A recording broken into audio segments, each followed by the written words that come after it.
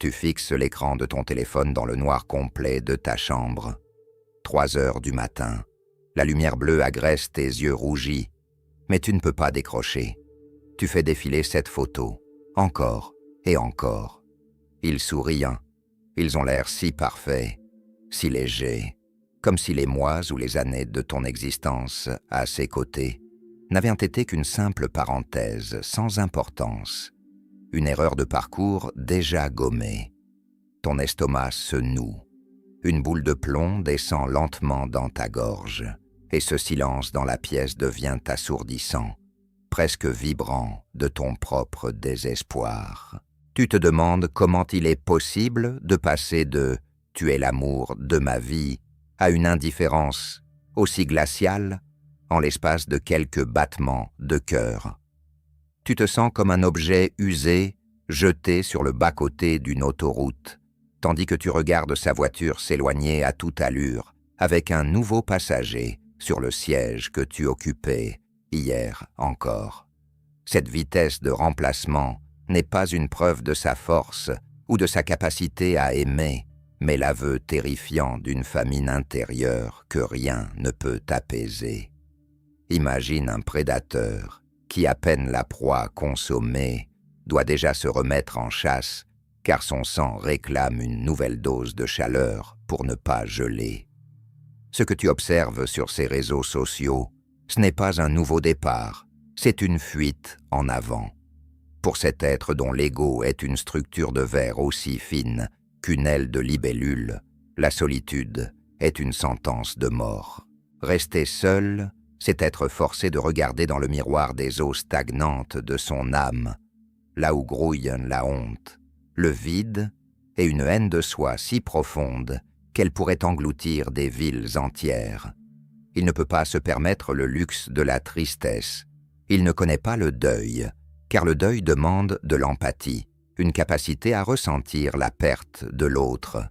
Pour lui, tu n'as jamais été un être humain complexe, mais une fonction, une batterie. Et quand la batterie est vide, on en achète une autre au magasin le plus proche, sans verser une larme sur l'emballage plastique de la précédente. Le bombardement affectif a déjà commencé pour cette nouvelle cible. Tu peux presque deviner les mots qu'il lui murmure à l'oreille, car ce sont les mêmes qu'il a utilisés pour te ferrer. Il déploie la projection d'avenir fictif avec une précision chirurgicale. Il lui dessine des châteaux en Espagne, des voyages au bout du monde, une complicité que personne n'a jamais connue avant eux. C'est une mise en scène macabre où il recycle tes rêves pour les vendre à quelqu'un d'autre. Il observe les failles de cette nouvelle personne, ses manques, ses désirs inavoués, et il devient exactement ce dont elle a besoin. C'est un caméléon qui n'a pas de couleur propre.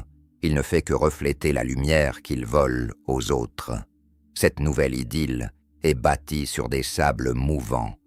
Et même si la façade semble de marbre sous les filtres de ses photos, les fondations sont déjà en train de pourrir.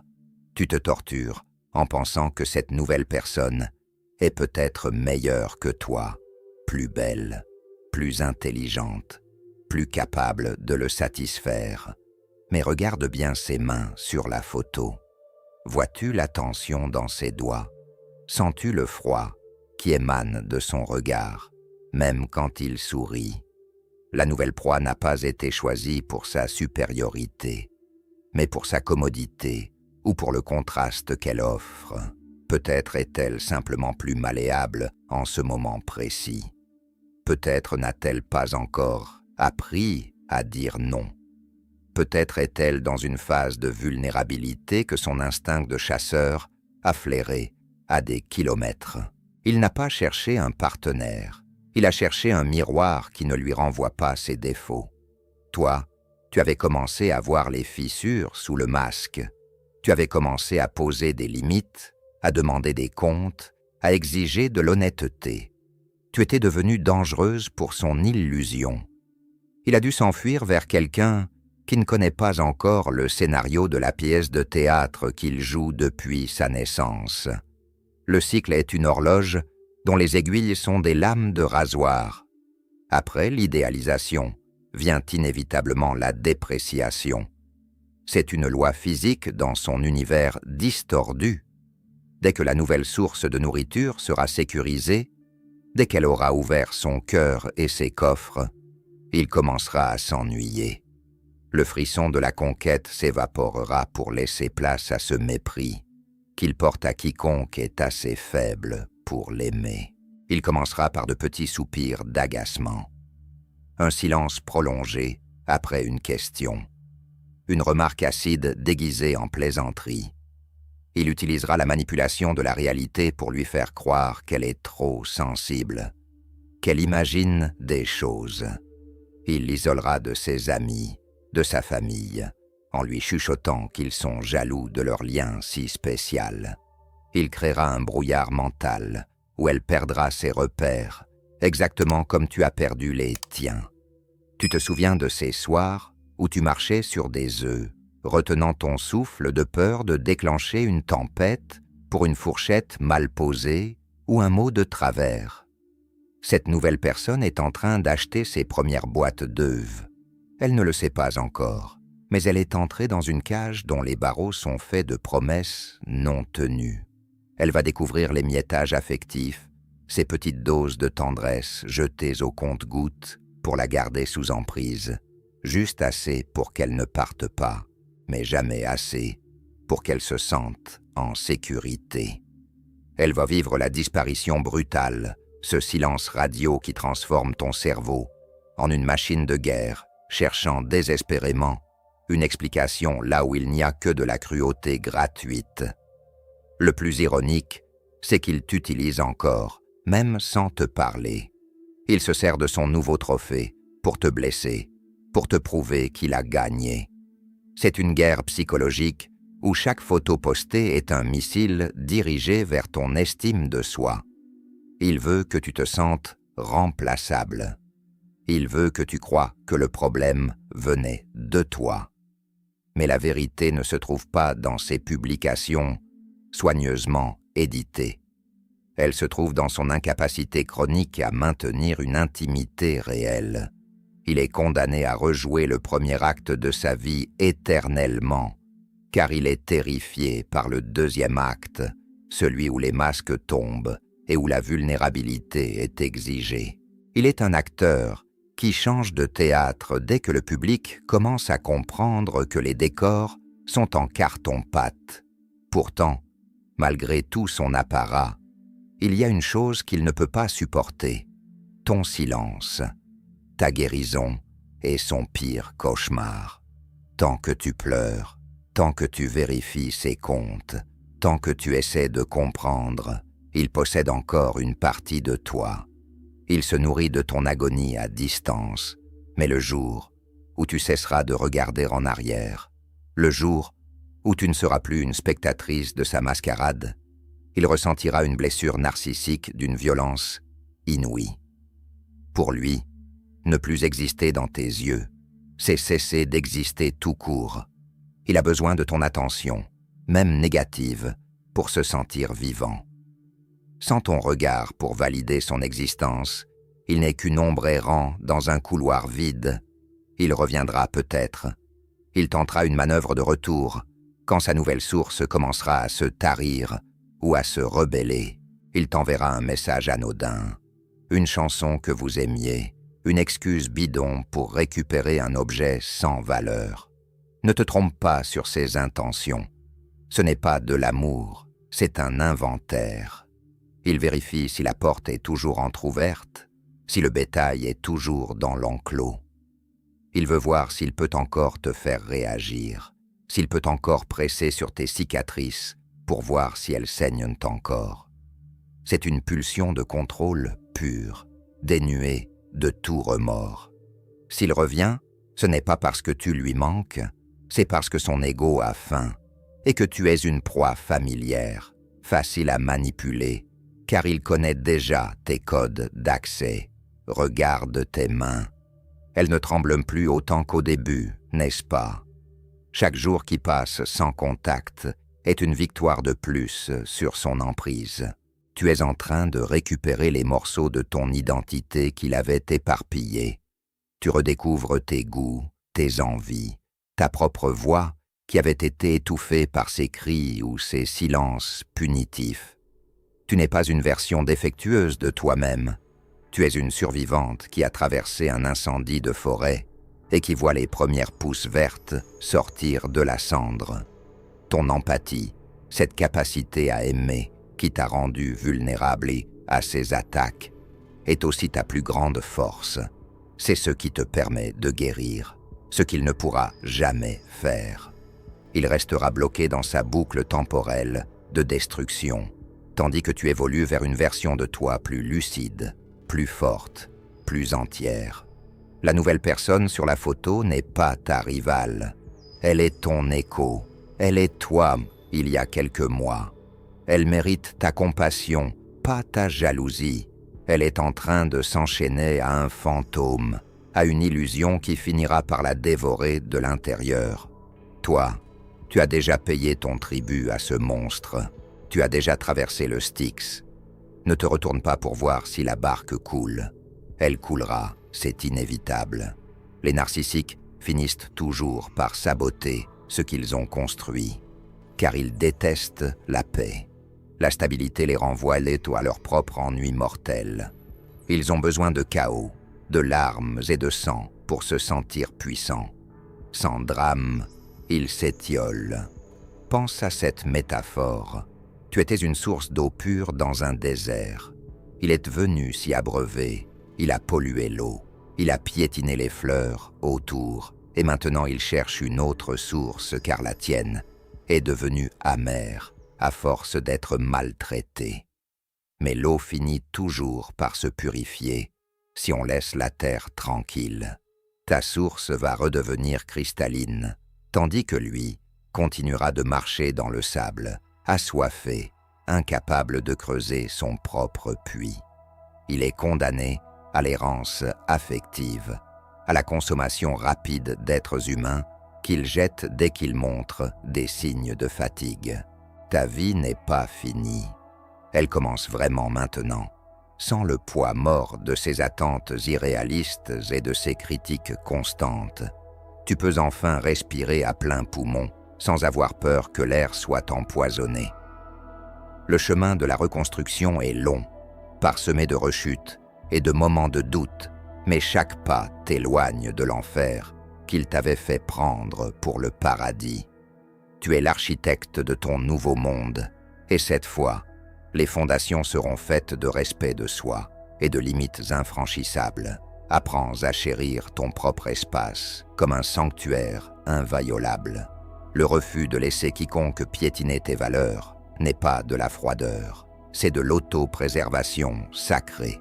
Dire non aux sollicitations qui épuisent ton âme est le premier acte de liberté véritable. En érigeant des remparts solides autour de ton cœur, tu ne t'isoles pas du monde. Tu sélectionnes avec une exigence royale ceux qui méritent de franchir le pont-levis. Ta paix intérieure est un trésor que tu ne dois plus jamais brader pour quelques miettes d'attention toxique.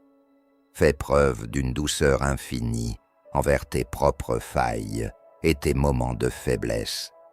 La guérison n'est pas une ligne droite, mais une spirale qui remonte lentement vers la lumière. Ne te blâme pas pour les jours où le passé revient te hanter comme un vent glacial. Accueille ta tristesse et ta colère sans jugement, comme on console un enfant qui a eu peur du noir. C'est dans cette acceptation totale de tes émotions que réside la clé de ta transformation profonde et durable. Chaque larme versée est un venin qui s'évacue de ton système.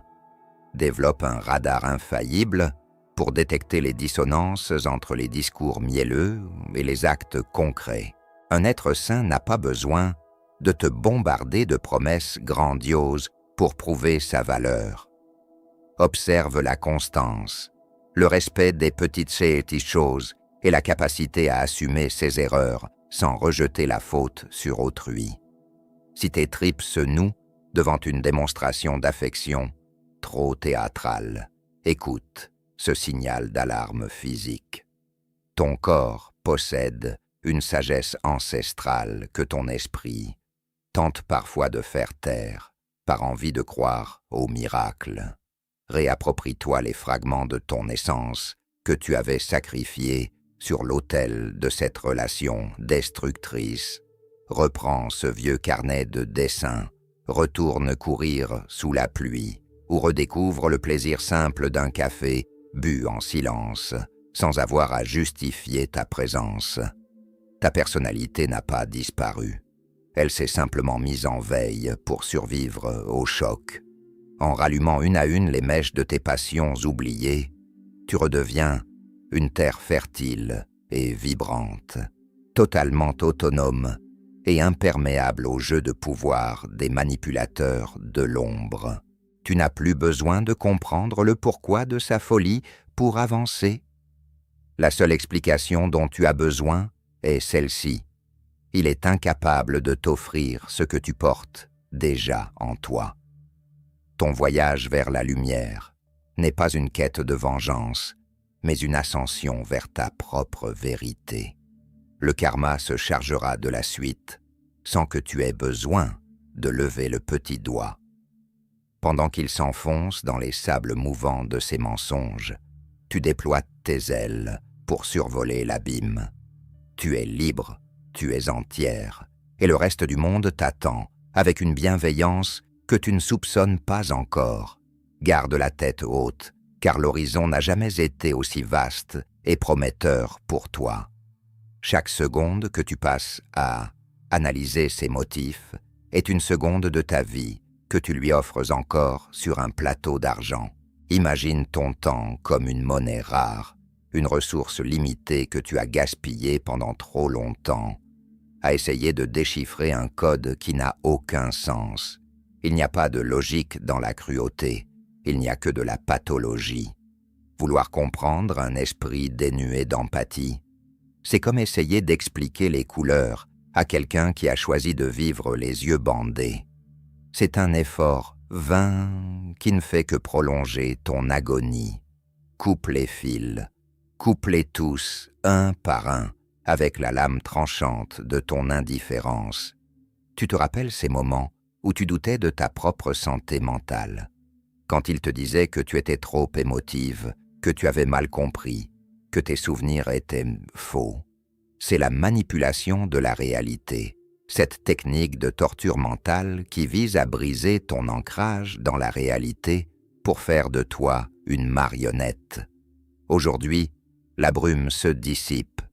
Tu commences à voir que tes perceptions étaient justes depuis le début. Ta colère n'était pas une maladie, c'était ton système immunitaire psychologique qui essayait de te prévenir que tu étais en train d'être empoisonné. Honore cette colère. Elle est le signe que tu es encore en vie, que tu as encore assez de respect pour toi-même, pour t'indigner du traitement que tu as subi. Le silence radio n'est pas un jeu de pouvoir. C'est une mesure d'urgence. C'est le masque à oxygène que tu plaques sur ton visage alors que la cabine est en train de se dépressuriser. Ne l'enlève sous aucun prétexte. Chaque fois que tu es tenté de regarder son profil, de demander de ses nouvelles à un ami commun, ou de lui envoyer un message incendiaire, rappelle-toi que tu es en train de tendre ton cou au bourreau. Il n'attend que cela. Il se délecte de savoir qu'il a encore ce pouvoir de te faire réagir. Ne lui donne pas cette satisfaction. Sois un mur de pierre. Sois l'océan qui engloutit les navires sans laisser de traces. Ton absence de réaction est la seule réponse digne de son mépris. Regarde autour de toi. Ta chambre, ton salon, ces espaces que tu partageais avec son ombre. Ils sont en train de changer. L'air y est plus léger. Tu peux réorganiser les meubles, changer les draps, brûler de l'encens pour chasser les derniers relents de sa présence toxique. Réapproprie-toi ton territoire. Fais de ton foyer un temple dédié à ta propre paix. Entoure-toi d'objets qui te racontent une histoire positive, des livres qui t'inspirent, des plantes qui poussent grâce à tes soins. Tu es en train de créer un écosystème où la manipulation ne peut pas survivre, un environnement où seule l'authenticité a droit de citer. La solitude que tu redoutais tant est en train de devenir ton alliée la plus précieuse. C'est dans ce vide apparent que tu vas enfin pouvoir entendre les battements de ton propre cœur, sans le bruit parasite de ses critiques. La solitude n'est pas un manque, c'est une plénitude retrouvée. C'est le luxe de ne plus avoir à se justifier, de ne plus avoir à porter le poids des émotions d'un autre, de ne plus avoir à réparer ce que tu n'as pas cassé. Savoure ce calme. Il était le terreau fertile de ta future identité, celle qui ne dépendra plus jamais du regard d'un prédateur pour se sentir exister.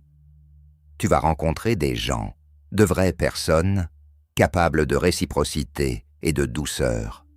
Au début, cela te semblera étrange, presque suspect.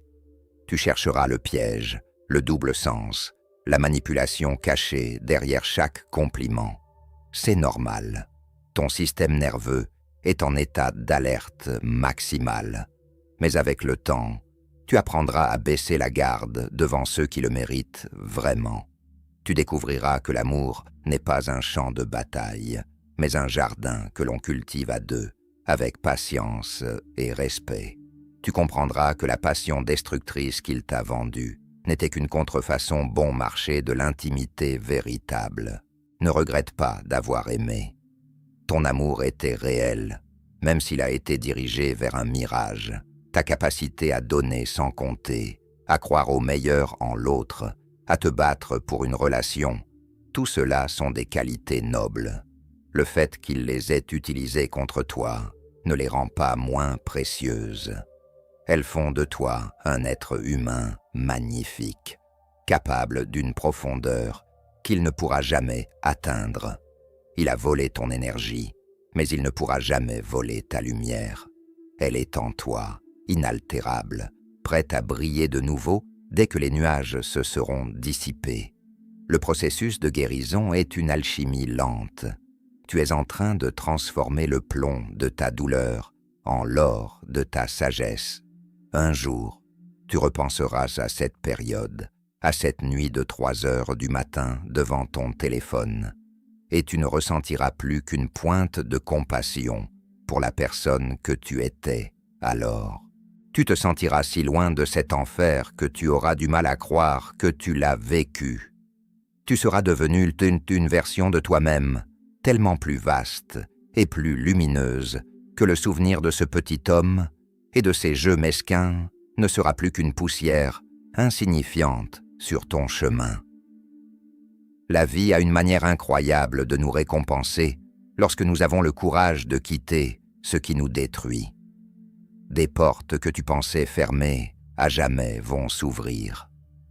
Des opportunités, des amitiés, des joies simples vont affluer vers toi, attirées par ta nouvelle fréquence vibratoire. Tu n'es plus une proie, tu es une force de la nature. Tu as survécu au pire, et cela te donne un pouvoir immense sur le reste de ton existence. Plus rien ne pourra t'atteindre comme il l'a fait, car tu connais maintenant le prix de ta liberté, et tu n'es plus prête à le brader pour personne. Alors, éteins ce téléphone, pose-le loin de toi, ferme les yeux et écoute le silence. Ce n'est plus le silence de l'abandon, c'est le silence de la renaissance. Respire profondément, sens l'air entrer dans tes poumons, pur et frais. Tu es ici, tu es maintenant, tu es en sécurité. Le cauchemar est terminé, même si les échos mettent du temps à s'effacer. Demain, le soleil se lèvera sur un monde où il n'a plus aucune place. Et toi, tu seras là pour l'accueillir, debout, entière, et plus vivante que tu ne l'as jamais été. Ton voyage ne fait que commencer, et il est magnifique. Chaque pas que tu feras à partir de maintenant sera un acte de résistance. Chaque sourire que tu esquisseras sans qu'il en soit la cause sera une déclaration d'indépendance.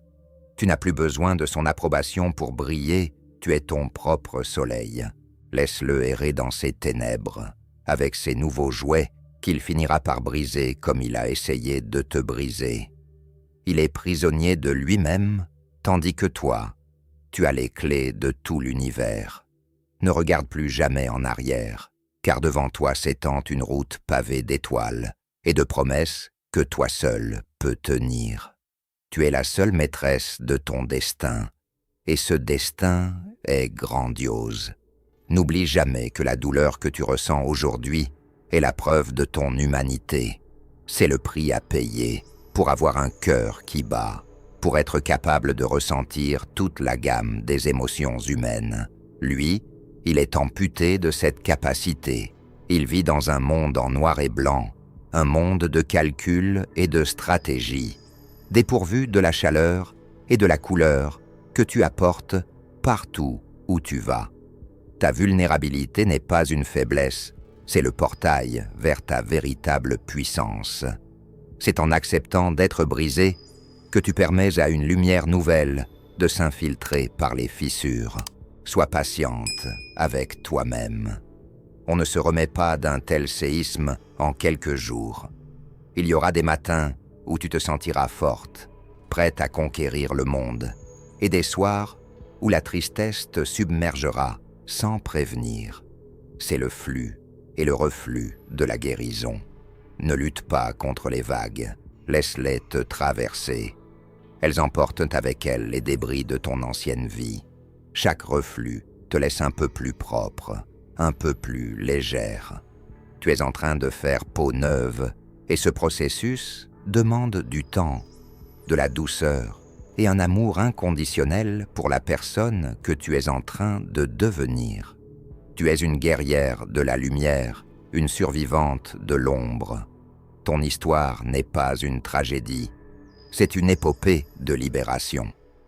Tu as affronté le monstre dans son antre, et tu en es ressorti, certes blessé, mais avec une âme intacte. Porte tes cicatrices comme des médailles d'honneur. Elles racontent ton courage, ta résilience et ta capacité infinie à renaître de tes cendres. Le monde a besoin de gens comme toi, de gens qui ont traversé le feu et qui savent maintenant ce que signifie vraiment être libre. Marche la tête haute, ton avenir t'appartient, enfin.